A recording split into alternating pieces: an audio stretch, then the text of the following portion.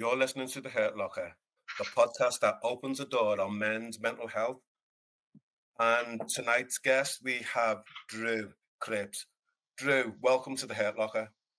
Hello, Yinka. Thanks for having me. You're more than welcome. I don't usually Google people or what they do or anything like that, but for the benefit of our listeners or our watchers, who is Dru Cripps? Oh, yeah. Where to start? When I joined the screening for this, it said say a little bit about yourself, and I thought, well, that's cheeky. I'll put award-winning clown on there because I've just picked another one up whilst at the Fringe, and I thought that's funny, so I've stuck that Repeat, in there. repeat, repeat that again. What do you What? do? What do I do? I'm a clown. I'm a clown. That's me. Clown, comedian, musical comedian, whatever people laugh at, I'll be doing it. That's my job. And you just come back after Edinburgh Fringe. How did that go? Yeah, it was good. I'm still technically here, but that's just because I gave myself an extra day, knowing what I'd be like to sort my life out. So I'm still here. I'm actually sat in the venue because it was the quietest place I Nice. could find. But yeah, it was good. I had a really good time. I did about 80 performances in the Wow. month. Yeah, Wow. That must have been exhausting. absolutely knackering. Yeah, I was all over the shop. But it also kind of nice. I've come to fringes where I've done less, like one show a day. And sometimes I'll just like stay in my house, or wherever I'm staying. I struggle to like get out of bed and go, let's go and do it. But if I've got places to be, then it's much easier to activate myself and do more. Okay. And how were you received then at the Fringe? Pretty good, I think. Yeah, I'd say high. Yeah, well received to mixed response. So I got about 3 5-star reviews, 4 4-star reviews, 1 4.5 review, and then a couple of threes, which is good. That just means people were like, "What is this?" That's impressive, though. That's It was all impressive. right. Yeah, I was. Yeah, it's my first year letting reviewers come to the show. Why And so? yeah, I think in previous years I used to say that it wasn't a space for reviewers to be in. But now that I've matured a little bit and looked back, I think what it was, I was worried about being judged rather than just entertaining people. Um, In what way judged? I think having it on paper, what people's experiences were, means that. So what I do is very improvised. It's about the space and who's in the space, and each show is different and bespoke. So to have that written down and captured, like and captured for me, was a bit off-putting. But a friend of mine, Dan Lees, who's sort of like my mentor, he said to me this year, he's like, you just got to get over it and invite them because it's part of it. So I let them come. Last year I turned them away. This year they came. And yeah, it did make it difficult. The first reviewer I had in, it made me incredibly nervous to know that people were in the space, not just to be entertained, but to critique. And of course, these people want to have a nice time as well. But it really did. It messed with my headspace quite a lot. And I think that was my first review, and it was 3 stars. And I was like, okay, look, that's it now. I've got to get over that, and there'll be more of them coming. And it's about adjusting my headspace to just perform as I want to, not necessarily just for the reviewer. Yeah, Did that cause sleepless nights? it did. Yeah, the first reviewer in, I was really, didn't get any sleep. Knowing that they were coming in the next day, and then when they came, I felt like I gave my worst show, one of my worst shows. I was like, oh god. And then the review came out, and I was like, oh. And then knowing that process was going to be a repeat, I just really focused on going, how can I, as an artist, just like make sure that I'm in the best headspace for these shows. And I think as it's reflective in the reviews, I think, because the higher reviews came out later when I got over the fact that I Yeah. was being reviewed. Yeah. Yeah. So tell me, what got you into the artistry of being a clown, or who got you into the artistry of being a clown? It's an interesting journey. I'd say my dad. When I was in school, I was a bit of a naughty boy, and I got thrown out twice. And on the second time around, it was a sort of semi-permanent. That's the word they use, which doesn't make sense, but semi-permanent exclusion, kicked me out of school for 2 weeks, and instead of disciplining me, as my mum puts it, my dad took us to do improv comedy in Birmingham for the 2 weeks. Um, and to cut a long story short, there was a chap there that was teaching us, and he was like, "You're like a clown because the scenes are happening, but you're doing things that are naughty or pulling them apart." And he said, "You're a clown." So from then on, I went and studied that. And when I returned back to school, I now had a focus. I wanted to be something performative, some sort of actor, something. So in order to get to the college that I wanted to go to, which was the Liverpool Institute of Performing Arts, I had to get my maths and English GCSE. So it made me focus, and I stopped misbehaving. So it was a Okay, good so intervention. okay, interesting. How old were you when you were excluded? I think it happened twice. My memory's quite bad, but it happened twice. I think the first time it happened must have been like year 9. So I would have been whatever age that is. Yeah, Um, 14, 13, 14, yeah. that sounds about right. Yeah, and then I think it happened again in year 10, moving into yeah, sort of around GCSE time. I think was the second time. Okay, okay. But you got your maths and your English and you came to Liverpool? Yeah, yeah, I got all my GCSEs. I did all right GCSE wise. I think if I was just to be honest, I don't think I was ever stupid. I just think I was non-conformist. And Yeah, even though, and I also think as well, it's not fair to say that if you don't get your GCSEs, you're not stupid. It's just school is one very particular form of assessment, isn't it? And it's often like absolutely, memory or absolutely. you know. So I know some very intelligent people that struggled with their GCSEs. Um, for any listeners Uh, out there. Um, Before talking about Leopard and your course, how did you find Liverpool? I loved it.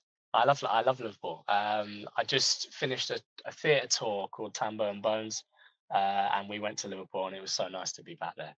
Also, up at the Fringe, I had so many people come in to the show that were from my time in Liverpool, so that was amazing. People that taught me at Lipper, or people that used to be a part of a thing called Hope Street Theatre. I know Hope Street Theatre. Yeah, so I was Yeah, part of that as well. Did that after okay, Lipper. So that was great having all those familiar faces up and being like, oh, so my association with Liverpool is nothing but pure love. I love it. okay. Um, So tell me yeah. about the course itself then. What Lipper sixth form? Yeah, at Leopard, Yeah, yeah, did that for 2 years. It was acting, and again, I had more of an introduction to clown there. I still didn't know what it was, and there was a great guy called Tim who sort of introduced me to the more physical aspect of clown, and that was great. Really enjoyed that. And it was also at Lipper that one of the teachers, Edward Pinner, brought in a guest speaker, which was Stuart Goldsmith. And Stuart Goldsmith runs the Comedian podcast. okay, And he gave a talk on comedy, and that was my first. And then I saw him that night as well at Hot Walk Comedy Club, and okay. I got a memory that pops up on my Facebook, and it's a photo I've taken of Hot Walk Comedy Club, and the caption just says, "I think I want to do this," and that was like 7 years ago. Wow, Yeah, so I do remember that well. Liverpool was instrumental in the journey that I've had, and Liverpool as a whole. okay. I read a quote, and I think you're passionate about this, that you're pissed off because they don't take the arts seriously, and you don't wish to get a proper job because you wish to make a career, a living as being a clown. Yeah, that was. I think I've definitely said something like that before. Yeah, uh, it was. I think it's tough. There was one of the shows that I did here a few years ago was called Drew Universal Credit, and that was about me pushing back against having to get a normal, quote unquote, normal job. And it was, yeah. I mean, when I was in Liverpool, it was great. We had it was City of Culture, not too well. No, when was that? I don't want to say anything too wrong. 2008. Yeah, so that was way before my time, but still, all of the companies that were set up off the back of that, I Yeah, was still benefit. I was still benefit. Me in 20 whatever was still benefiting from that, and all the great artists that were there, and making Liverpool, have such a strong artistic scene, and also helping out a lot of when I was there, I felt like there was a massive support network for the artists, and then yeah, I don't know if you still get that in other cities, but Liverpool definitely, I felt like there was a real uh, push for emerging artists to exist. Agreed. And I think there's an edge about the city that either you get it or you don't get it, Mm, but there is a community there yeah, of people, that collective ideal of collaboration, of working together, of mm, emerging talents and supporting those emerging talents. mm. No, I love the city. It was great. It was so nice to go back. Um, I remember when I was leaving, a friend turned to me because I was off to East 15 in Essex, and it was just the course that I wanted to do, that did acting and physical theatre. And he made a really good point. He was like, "You should stay here." He's like, "This is where your network is," and I was like, "Yeah, it's a good point." But I'm like, "I'm sure I'll return." Um, I'm sure you but yeah, will. I'm sure you will. So let's take a deep dive then. sure. What's in your hair locker?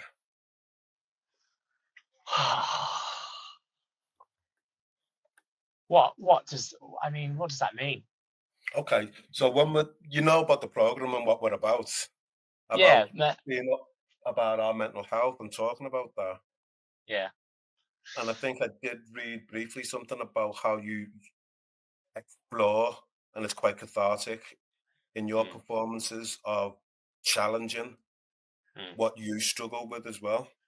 mm, for sure. I remember. I think I've been on a real journey with my mental health. Not a lot of it has been professional as of yet.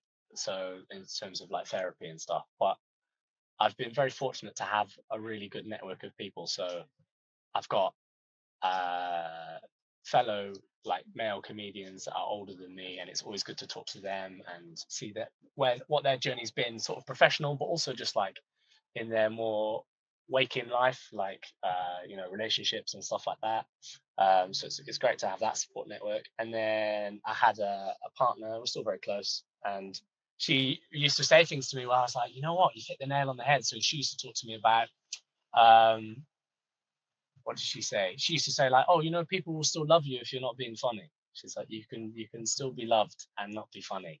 And I think for me, I'm having a relationship shift with my artistry and what it means to me and what I want to do with it. And a big part of that is mental health. I think being like it's quite a challenge. I think with what I do, where I step up on stage and there's not necessarily jokes or anything guided, and it's all emotion driven. Sorry, just like how I feel on the day and what we're exploring, that always comes up in my work. And what I've been becoming more comfortable with recently is going, you know what, I don't feel great today, and let's explore that. Let's try and have fun with that. Not dismissing it or taking the mick out of it. I'm like, let's just push that. Sometimes anger, I can get a lot of laughs sometimes for being angry, and playing around with anger. Just one of the shows that we had here it's become a favorite clip amongst my peers of one of my shows. The power cut out in the venue, everything went out, and it's just it's a video of me being mock anger. Like I open the door and I go, "What's going on?" like that, and just me screaming got the audience laughing because I'm sharing with them my genuine frustration, but like in a playful way. Um, so yeah, I don't know, a bit of waffle, but it's been a journey, I think, and bringing sort of how I feel into the space, so people can bring however they feel into the space. I think, and That letting it be feels that feels challenging, but for brave at the sure. same time.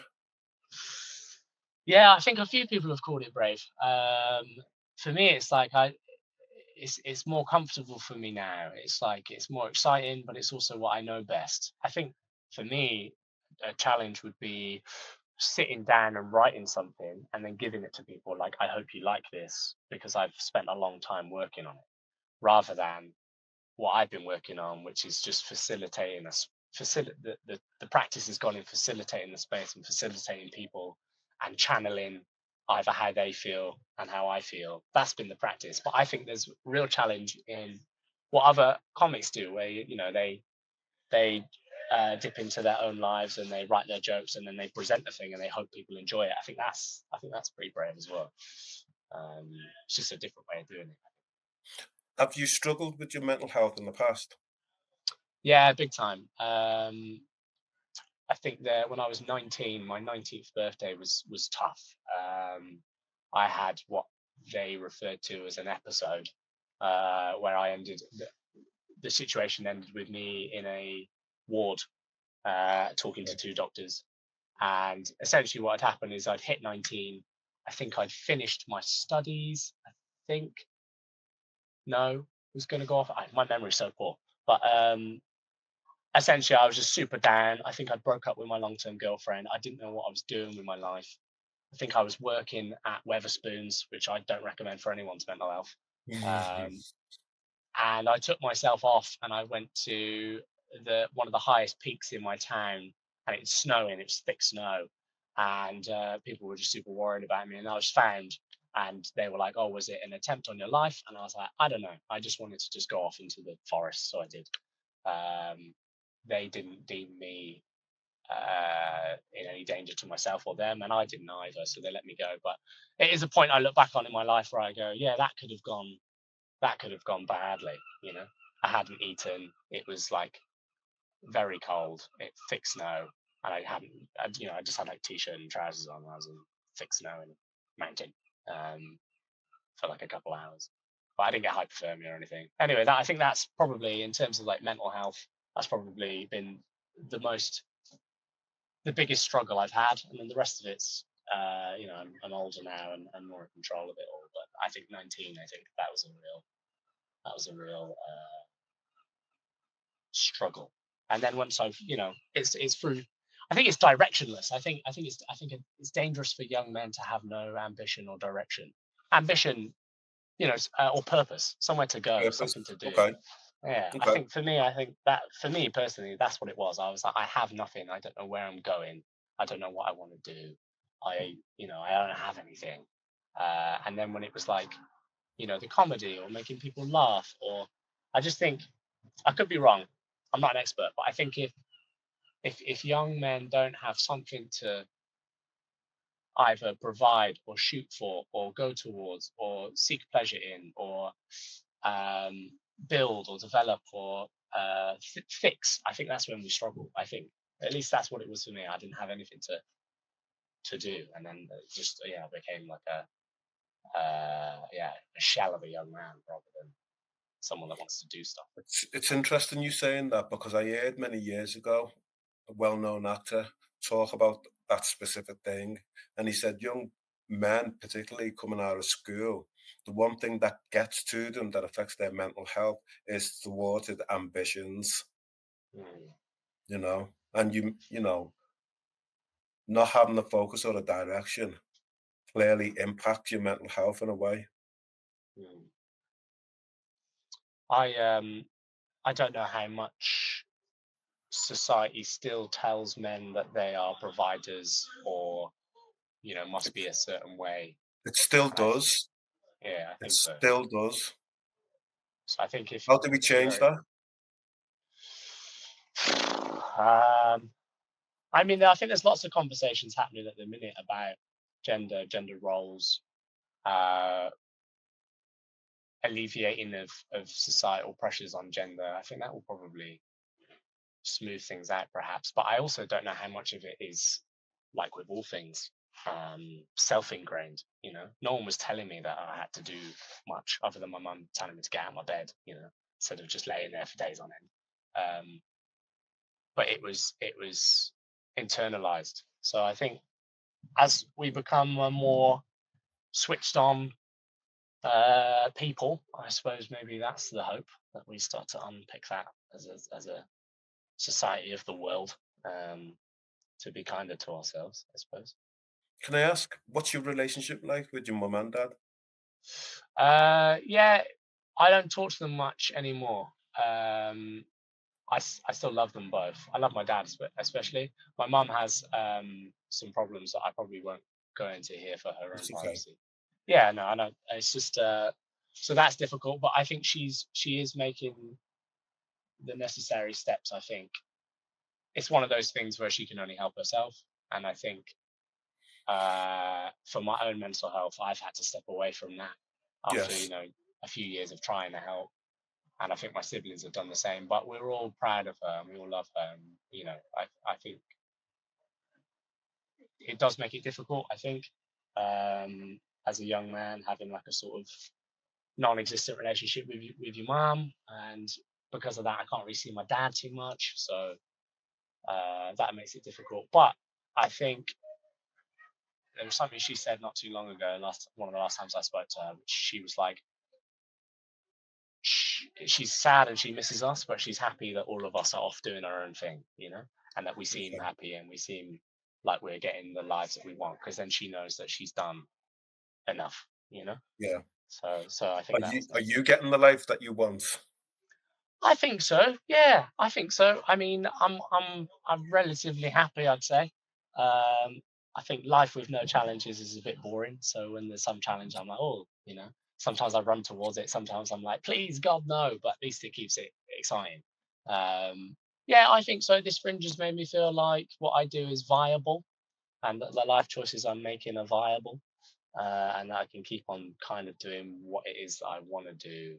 Um, I have a lot of great artist friends around me that have been going much longer than I have, Mm, from sort of different pockets of existence. So I've been very lucky to work with a circus company, okay. um, a theatre company, so like actors and stuff, and then other comedians, and then people on cabaret scenes.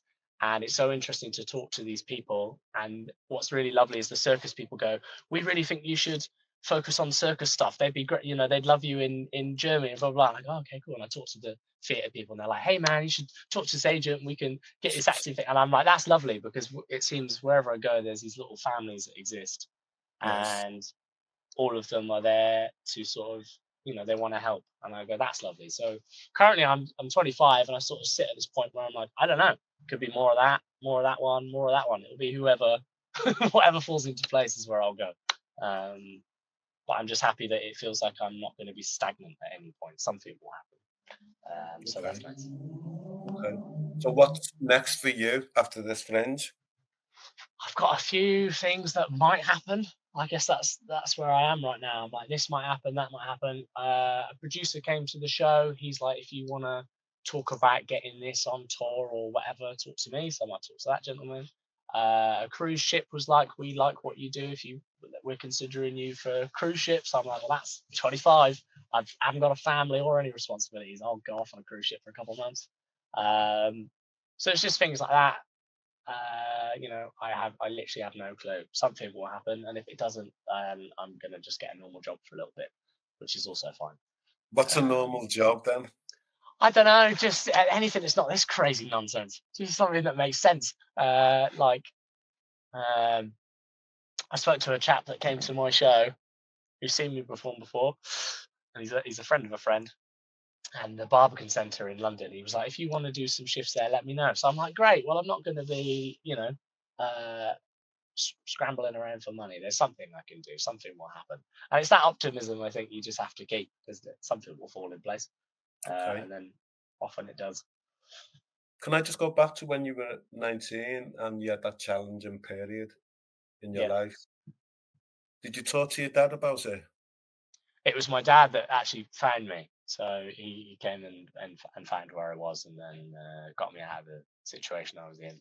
I was sort of non-verbal. I think I hadn't eaten anything, um, and was, yeah. So yeah, I don't know. We've not really spoken about it since, but I don't think we've needed to. There's a lot of, I'd say, undiagnosed mental health in my family, Okay. but I'm very close to my siblings, and Okay.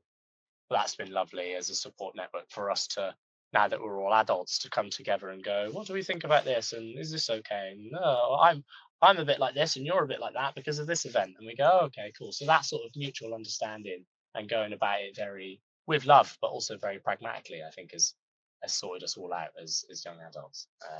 I think. You you said you hadn't professionally received any support. Are you against therapy? I'm not against therapy at all, and I have to be careful what I say, because it's much like the review thing, where like when I didn't let the reviewers in, I was like, it's because I don't want them in the space. And now that I've matured a little bit, I was like, no, I was frightened of what they had to say. So now I'm at the point where I'm like, I'm definitely not against therapy, but I do find it interesting to learn more about myself independently and with the support of others, and to search. what the meaning means for me, but it is on my to-do list. It's just at the moment I am enjoying unpacking it all bit by bit and doing that sort of as a young adult now. So, it's something nice about doing that independently. I feel like I can definitely go and sit with a professional and have them really help me with it, but it's like there's something nice, especially in my ethos of sometimes getting it wrong and then going, "Oh, it's not that, it's this." Go, "Oh, okay, cool," and unpacking that. But I think it's on the cards. Maybe after this conversation, I'll book my first one in. But Maybe so. yeah, It feels to me that you're rarely, even though you're an artist and you like to perform, you're a very private person. I am a little bit. Yeah, a few people have said that to me, that I'm like a closed book, and I go, "That's correct. It's not. It does make sense." Yeah, I am. I like to keep to myself. Um, Is that out of fear or a lack of trust? I don't know. Do you trust easily? No, super skeptical all the time. When things were going well here, and I was getting these good reviews, it was very easy for me to dismiss them. You know, so when the Why people so? don't know, just I think I'm skeptical, and I think I'm also I'm my toughest critic. People often say to me that I'm very hard on myself. But yeah, I am quite private, and I do keep myself to myself. There's been a few people that I've been very fortunate to meet in my life that I feel like they know me better than I know myself, and it's with those people that I'm the most open. And I think it's really important that, and I'm very grateful that I have access to that. That those people exist and are around me, because my life would be a hell of a lot worse, I think, had I not met those people. Okay. Um, but yes, I am very selective, very not forthcoming with information at all. I have had friends come up to me and go, "I didn't know that happened." And I was like, "Yeah, just getting on with it, cracking on with it." You know, Let's go back to your artistry. Who are your heroes? I really like the. They're probably not going to be big famous names. I always try and give two answers for this, so people that people would have heard of. So I quite like Reggie Watts. I quite like Spencer Jones, and that both those gentlemen have been on the TV, so they're easy to look up. Um, but in terms of like the people I really look up to, they're around me in my immediate circles. So Okay. Rob Duncan does some amazing shows that are also, you know, he really embraces what we call the flop in clown, where things go wrong and you sit in it and the laughter comes from it going badly. He's a master of the flop. So Rob Duncan, Dan Lees is like my mentor. He's great. I've gained two new heroes this Fringe, which was working with A&E Comedy. That's Abigail and Emma. They employed me this Fringe to do their show. They're wonderful idiots. I'll probably be working with them again at some point. Nathan from Sophie Surprise 29th. He's a personal hero of mine because he's great. That whole company are brilliant. So I think they're my heroes. People that I'm like around now, and they've just been going much longer than I have. So I can look at what they're doing and go, they very kindly let me into their circles and into their house, and I feel very at home in their company. So they're my heroes, domestic heroes. They're right in front of me. Um, which yeah, all of those people and people I haven't mentioned. My dad as well. My dad's my hero. I think he's a legend. Why? Uh, just because he he had a difficult start in life, and I think he's done a wicked job. And I'm fully grateful of the man I am today because of my father's intervention and input. Um, and he's still today. So he's a dancer and a performer as well. He hasn't had the same opportunities that I've had. Um, so I'm super grateful for him. He now teaches children with um, severe needs, and I've managed to witness that. I was actually in my hometown. We were walking down the street, and some parents stopped us, and they thanked him in the street. Essentially, there was a child that he was working with that wouldn't eat, and the is only young, and the child was due to have an operation where they could be fed through a tube. And my dad had caught wind of that, and he was like, I think his word was, I have to get this baby to eat. It's not a baby, it's but Yes. that's my dad was always a wonderful father, and when I saw him around these kids at school, really I was watching him be just a great dad, you know. So Yeah. he managed to get this boy to eat food, and the parents were, super grateful. They're in tears because they didn't want their child to have to have an operation. Absolutely. And so it's that, I think he's a hero. He's my hero, and I'm sure he's other people's hero because it's things like that that is making a difference. If I can have people come into my show and laugh, obviously it's ego. That's for me. I enjoy that. But if I can take someone from being like, ugh, and then having a great time, brilliant. And it doesn't have to be shows. Sometimes I do that in my waking life, just seeing someone. There was a fellow performer here that was often a bit stressed before her show, and I just found myself constantly gravitating towards her before her show, and I realized what I was doing was trying to cheer her up. I was like, oh, I always bump into her at the worst time, but I was like, no, I can see that she's stressed, and I would float over and be like, hello, like that, and that, yeah. So I think I'm like my dad in that respect. Yeah. When was the last time you told them you loved them? They came down, they came up. They always surprise me at the Fringe. That always stresses me out. But Nice. they, Nice. yeah, they came up, and I saw them, and I think I took them for breakfast. Because I've had a very good Fringe this year. So I think last year they came and they took me for breakfast. This year I took them for breakfast. I think it would have been there. I hope it would have been then. I'm sure when I said gave them a hug and I guess it would have been I love you, goodbye. I'm sure. But if it's not, I'll double check after this. Okay. Okay. Just going back again, staying with your artistry. Growing up as a child, I always used to have this persona that clowns, they're there to be on stage. They're there to make people laugh, but within their hearts, a bit like the Smokey Robinson song, "Tracks of My Tears." Is there any truth to that? I Yeah, I'm aware of that. It does make me laugh. I've had people say that to me. But I don't know. I think so. Sometimes I keep looking over there because I'm literally looking at the venue that I'd step out of that door when the show was done. And I saw a clip of me. Someone just was recording the end. I had a lovely standing ovation. People really enjoyed the show. And the second I left the container, my face just dropped, just like that. And I didn't think the show was that good. And I was already in my head trying to process the show and unpicking things and going, oh, that wasn't, that felt a bit flat, blah, blah, blah. And there were people coming out of the container going, "Thank you so much." And I was, shaking their hands. Yeah, thanks, blah blah blah. But I have somewhere video evidence of someone showed me. I think it was on someone's story, so now it's gone. But just watching my face just drop like that after the show. Now it could have been exhaustion, but I also think it's a little bit of that mask. You know, even though what I'm presenting on stage is no mask, it's like super Yes, vulnerability. It's like here I am. absolutely, It's like, absolutely. well, once I don't have to do that anymore, and it's like, well, how do I feel now that the fun is over or the show is done? It was a very like, ooh. But I mean, that's like 20 shows in, so I was probably just knackered. Um, but yeah, I think there's a bit of that. Do I look at my clown friends and see a bit of that? Yeah, I think we all do. I mean, I don't even think it's just clowns. I think it's comics. I think it's anyone that is doing that, chasing laughter. Someone said once, what did they say? They said there has to be something wrong with you to be doing this. Um, which I think sort of unites us all. Um, but yeah, perhaps Is it? I've had I know you said you've got a network and that, but at the same time, is it lonely?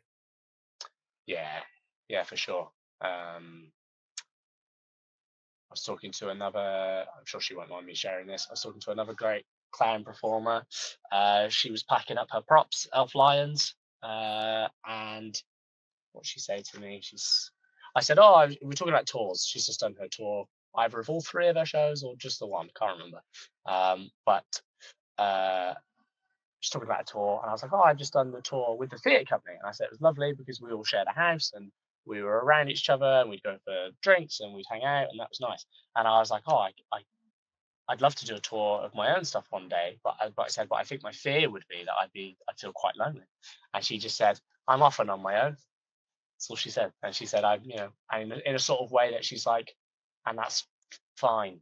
Um, but I mean, now, like even now, and in between gigs, even though I was doing a lot, yeah, there's big periods of just being on your own, and you have to be super comfortable with yourself, because I think as a comic, a lot of it is in here. It exists in Yes. here, and you have to um, you have to be super comfortable with that. Like I'm aware I'm quite good at over analyzing things. So with that skill of analysis, I've had to make sure that it's a fair analysis. So I catch myself often now going, I'm doing a lot of analysis right now. And I go, oh, that's a good point. I'm like, should we chill out a little bit? That's the conversation I have in my head.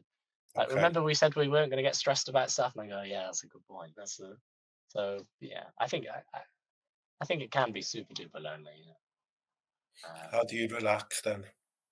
How do you have fun when you're not performing? Yeah, I think that's tough because the performance is the fun. It is the good fun. Another performer, Alex Kitson, said to me, "I think you're the king of naps." Um, he caught me on Arthur's Seat. We all went up to Arthur's Seat, and he caught me having a nap up there. And we shared this venue space, and he saw me just like asleep in the corner. Uh, so, in terms of how do I relax, I sleep. I just go, this is enough. Fall asleep. Yeah, I was getting little power naps in across the fringe. Highly recommend them. Um, Otherwise, I'm quite into chess. I'm getting into chess. I think that's brilliant. Are you? I am. I've started getting into chess. I'm. Don't talk to me about do blitz chess, Are you three good at minute, chess? That's what I three do. minute. I do Yes. the three stroke two. Where you get an additional 2 seconds when you move. Yeah. Yeah, I don't do that one. I just do the 3 minute chess. So Uh. it's just so addictive. It's Oh yeah. naughty. It's Yeah. naughty. It's the I. killer of time. It is. The amount of games of chess I play in the day is crazy. I've already played like three today, I think. Okay. Um. But yeah, I used to be big into games. It was a good way of escaping when I was younger. Like, I'd have a bad day at school, I'd come back and I'd sit on my Xbox like many teenagers did. But then one day I was like, oh, if it's, you know, there must be chess, It just seems like if I'm going to be doing it, I may as well do something that's been proven to aid different parts of your brain and Mm. tacticalness or whatever. At least that's what I tell myself. But now I'm just like, oh, it's just a replacement for Call of Duty or whatever. What have um, your siblings thought of your success? they're very supportive. Yeah, they're very lovely. I think they actually. So the day that my family came down to watch the show, that was my least favorite show of the entire Fringe. I had about 60 people in a 45-seater venue. Wow. On top of that is all the people that I mentioned before, in the other groups of supportive people. And I just did my least favorite. I spiraled. I had a real mental health crash. And it's, I think it comes back to that fear of being, uh, a bit like the reviewers. It's like, these are people that I know, and however this goes, they'll remember it. And when I see them, that's how they'll, even though they're supportive people, it's ingrained in their memory. I won't be able to escape it, which is weird because when there's no one in that I know, I don't think about that. I just go, let's entertain these people. It doesn't matter. Let's have a great time. And we have a great time. But when yeah, so that was the worst. I had my family in, I had my ex girlfriend in, I had ex employees in, I had the producer for one of the other venues in that I know, and all these people in. And I just looked out in this packed room and I was like, oh God, I went all sweaty and I couldn't see anything, blurry vision. And people were coming up to me afterwards. Oh, I ran away. I ran away. I finished the show and I ran off. All these people had come to see me and I ran off. I was like, I can't face them. This has been the worst thing ever. And I feel a bit bad about that. I wish I sort of dusted myself off and went, they're all your friends and people they're ready to receive you. Who better to die in front of than, be surrounded by family and friends. Absolutely. Um, Is there a but sense of not is there a sense of fear of being judged? big time. Yeah, I think so. I think so. um, for sure. And yeah, and having that and having that remain, you know. Um, yeah, I think so. I do fear judgment. Um, yeah, someone said it to me once. I was like, that sounds very true. Someone says that I've built up this sort of carefree, oh woo, let's do it. Doesn't matter. There's no show. There's no script. Let's have a great time. And that is a big part of my personality, and that does work. But actually, I think it's um, yeah, I think I'm quite terrified of being judged or perceived or What is uh, it about that, even though you shine the spotlight on yourself? I don't know. I don't know. I wonder if it's ego. I think it's probably ego. So when um, I was talking to someone that studies philosophy at a very high level, and they were saying that we are we it's all about perception. So we are we who everyone else perceives us to be, or are we who we believe that we are? And why are we drawn towards people's perceptions of us? So she was saying that when partnerships form that work well, it's because you enjoy leaning into the perception that you believe that person sees you as. And that blew my mind. Didn't make sense the first time she said it. And I It don't know makes which sense now. philosopher. Doesn't make sense now. No, doesn't it? No, it's about recognition. I'm butchering it. Don't worry, she won't watch this. But yeah, it's about recognition. So for example, I might during this conversation be me. I'm being me, but I might lean into a different type of me that I believe that your expectations are of me. Okay. Okay. So, in terms of bringing it back to the fear and judgment thing, if I have in the room people that employed me in the past, I might be like, these people must think that I am good, or should they ever employ me again? And I'm trying to lean into that type of recognition. Yeah. And then on top of that, the inside me is going, am I good enough for this? Am I meeting their perceptions of me? What are their perceptions of me? Whereas if it's strangers that I don't know, It doesn't strangers matter. that I don't know, yeah, I'm not judging them and Absolutely. they're not judging me. It's fine. So I guess it's that. I think that's where it comes back to. I've absolutely butchered that bit of philosophy. No, I, you haven't. But I think you spend a lot of time in your own head. oh, I do. God, so many people have said that to me. So many people have said that to me. Yeah, I do. Yeah. That's why I enjoy doing what I do because I can't be in my head. I have to be Absolutely. on my Got to be toes. present. Yes. Oh yeah, big time. Yeah. Can I ask you, who's the most important person in your life? Uh, You can only pick one person. gosh, that's tough. Mm. That would probably be that would probably be my ex-partner that I still talk to. Okay. We s- That you still we talk sp- to. we still talk to. I split up with her about 2 years ago. But still seen her since. Okay. What if It's I said you probably were her. wrong? What if I If I said the was, most important? What if I said the most important person in your life is you? oh, I already spent too much time thinking about him. Um, yeah, How does that feel? I do struggle with that a little bit. Go on. I don't know.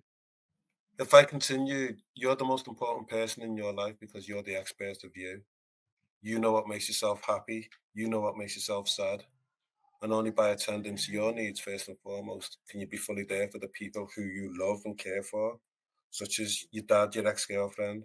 And imagine this. Imagine if you took care of business for you first.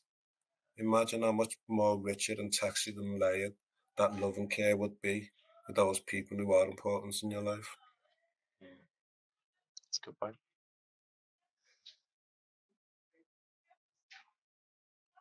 Yeah, I do struggle with that. Yeah.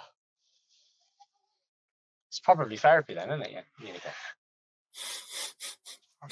Probably need to invest some time. I go to the gym, but I think that's again, it's another not quite doing the thing, half doing the thing. Some self care.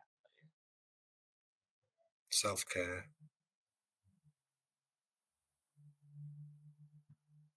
Yeah.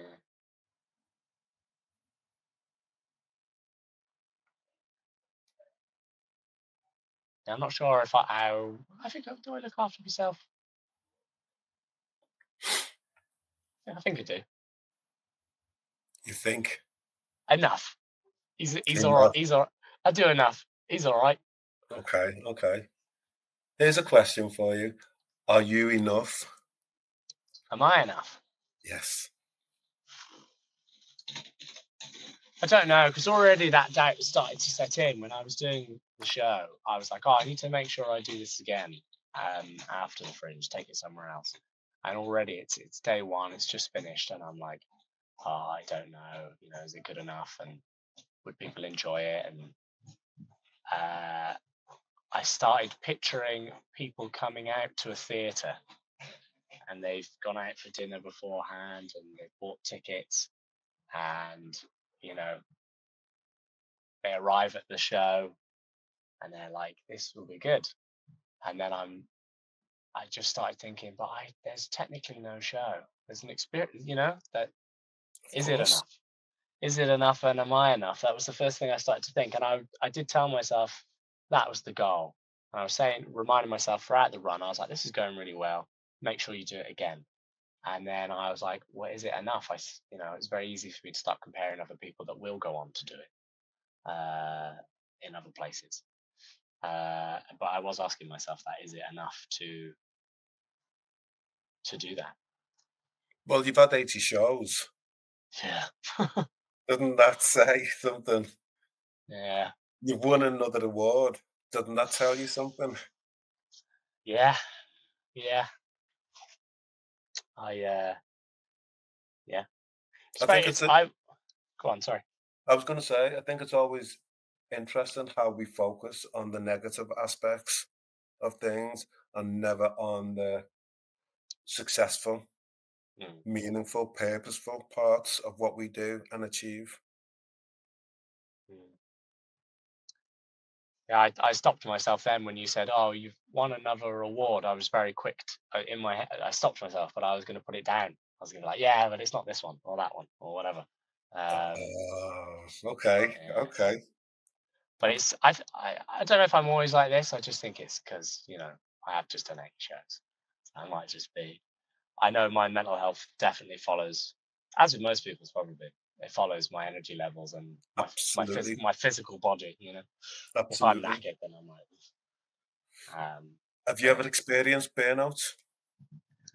I think so. I was saying during this run, I refer to it as crash out, where I just go, Okay. if I'm going down, I go down like a ball of flames. I was doing a gig and I had a reviewer in my show, and she didn't really like the show. She gave it 3 stars.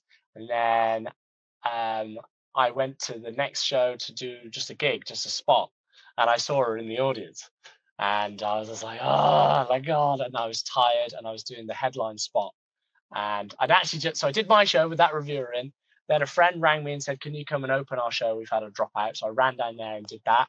And that show went fine, but my energy levels were just already, I could feel it coming down and down and down. I'd had a bad show here.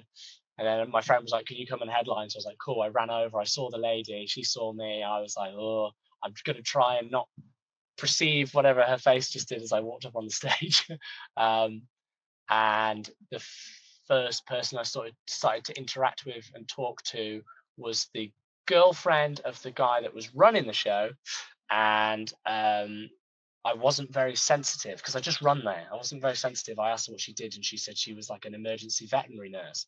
So I just flippantly went, "Oh yeah, killing hamsters." I just like whatever, just throw it out there, and her whole face dropped. Her mum put her arm around her like that, and she went, "Actually, no, I'm sick of getting that. I get that all the time." And I was like, "Oh, I'm sorry. I just got here." Do you know what I mean? Like, it's just the first thing that left my mouth.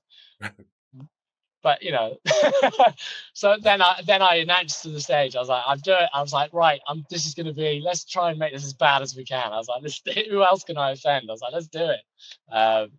And no, it was fine in the end. I was quite proud of myself. Even though I was tired, I took that from being a very rough and rocky start to bringing them back on side. So I made sure I celebrated that win afterwards and was not critical of myself at all, because it's like, you do it, you're already being too critical. But yeah, it was fun. So after this podcast, you go back to where you go back to, and 9-year-old self knocks on the door. You open it. What do you say to him? You know, you've sighed a few times when I've asked you certain questions. It makes me, sometimes you say things, it makes me like shiver a little bit down my back. I go, because it's. Go on, why? I don't know. I think I struggle sometimes with being open and vulnerable emotionally. Okay. We used to have a saying in my house when growing up, which was, don't take up my time with your bullshit. That was the jokey expression in my house. So yeah, I don't know if I've got it directly from my parents, but it's like talking about yourself in a sort of emotional way and being on. It's not. It makes me go, ugh. I think that's why I over-intellectualize everything. Anyway. Yes. Anyway, 9-year-old self is still 9-year-old. waiting. Sorry, mate. Come in. I think I'm going to say the same thing that every older person has said to me, which has been really useful, and I keep coming back to it. And now I say it to everyone else, which is keep going. That's it. No more, no less. Just keep going. And I think that's true. The only reason that I've had a good fringe and picked up these awards and blah blah blah is because I've just kept going. That's it. Just keep on keeping on. Maybe I'd say be gentle to yourself if I had more time, but I like the poeticness of keep going. That's it. Okay. Yeah. How would it be if you were more gentle to yourself? Come in. Do you want a cup of tea? Oh, you don't drink tea. Yeah, age 9. God, what was I doing? I was angry. I was a very angry child. Really angry. Okay. Why? It's not a therapy session. No, I know. I used to just have a lot of rage. I used to be so angry. I used to fight all the time. I used to break things. A lot of rage. I think I'd be really taken aback if I met 9-year-old me. I'm just picturing a very angry boy. I don't know if he is angry or not. I must have been chill at some point during age 9. Probably just give him a hug. Time to chill out a little bit. Put the words out of my mouth. Yeah. Give him a hug. I worked with a really good movement teacher called Steph. She worked at East 15, and we did a to anyone that's not done it, it's going to sound really strange, but we did a session where she dimmed the lights, and we did sort of breathe in, sort of yogic type practice, and then she brought all of these things out, like large balls and like blankets and sort of playful sounds that were to like evoke childhood, essentially.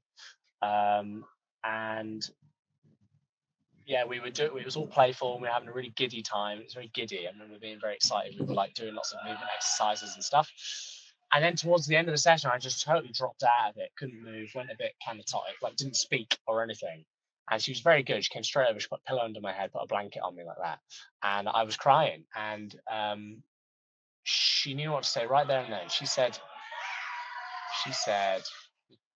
"Child, the child that you've just met, as in me," she said, "you can look after them now." That's what she said. She said, "Everything that you needed back then that made you cry today," she's like, "you were able to look after them now." And she rubbed the small on my back, and then she turned the lights off and she left me in there. I had a little nap, and I woke up and went back to school.